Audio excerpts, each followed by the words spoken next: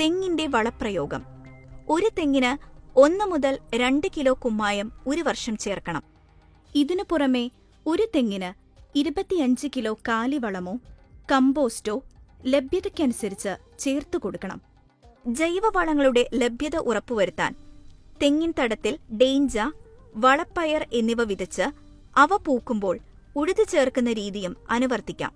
ഒരു തെങ്ങിന് വിളവിന്റെയും കൃഷിരീതിയുടെയും പ്രത്യേകത അനുസരിച്ച് ഏകദേശം 1.5 മുതൽ 2 കിലോ വരെ പൊട്ടാഷ് വളം ചേർക്കണം.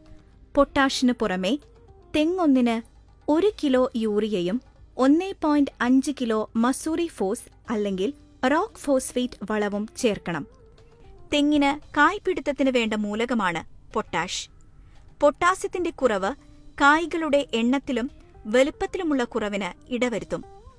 വളപ്രയോഗം 2 മുതൽ 4 തവണകളായി നടത്താം. കടയിൽ നിന്ന് 1.5 മുതൽ 2 മീറ്റർ മാറി വട്ടത്തിൽ 1 അടി താഴ്ചയിൽ തടങ്ങൾ എടുത്ത് അവയിൽ വളപ്രയോഗം നടത്താനാണ് നിഷ്കർഷിക്കുന്നത്.